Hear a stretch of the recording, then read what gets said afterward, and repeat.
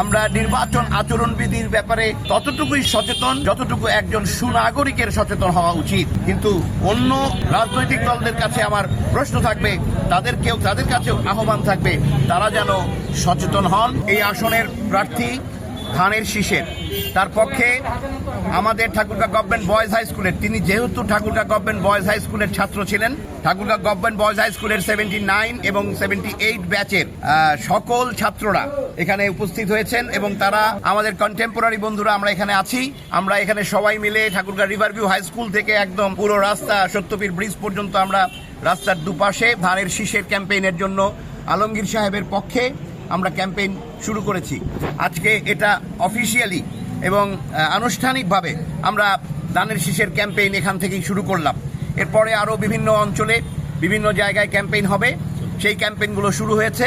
আমাদের আনুষ্ঠানিকভাবে আমরা এখানে আজকে সকাল বেলা দুপুর 12টার মধ্যে শুরু করেছি।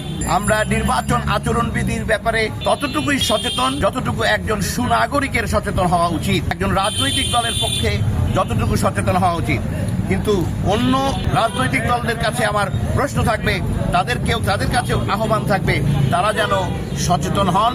প্রত্যেকটি নাগরিককে এ ব্যাপারে সচেতন হওয়ার আহ্বান জানাচ্ছি। আমরা কোনো চ্যালেঞ্জ দেখছি না। এই নির্বাচনের সবচেয়ে বড় চ্যালেঞ্জ যদি হয়ে থাকে, নির্বাচনটাই একসময় চ্যালেঞ্জের মুখে পড়েছিল, কারণ একটি ষড়যন্ত্রকারী মহল এই নির্বাচন হতে না দেওয়ার জন্য একটি ষড়যন্ত্র করছিল এবং এখনো করে যাচ্ছে। দেশের আপামর জনগণ এই নির্বাচনকে স্বতঃস্ফূর্তভাবে গ্রহণ করেছে এবং তারা এই নির্বাচন দ্রুত হোক, সুন্দরভাবে হোক, সেটাই তারা কামনা করছে। গণভোট প্রচারের ক্ষেত্রে আমাদের গণভোটে যে সংস্কার সনদ, সেই সংস্কারে আমাদের দলের পক্ষ থেকে স্বাক্ষর করা হয়েছে এবং আমাদের ওখানে স্পষ্ট যে গণভোটে যেটা আছে সেটাই আমাদের প্রচারণা চলছে। প্রশাসন এখন পর্যন্ত নিরপেক্ষ ভূমিকা পালন করছে, আমরা এখন পর্যন্ত দেখছি।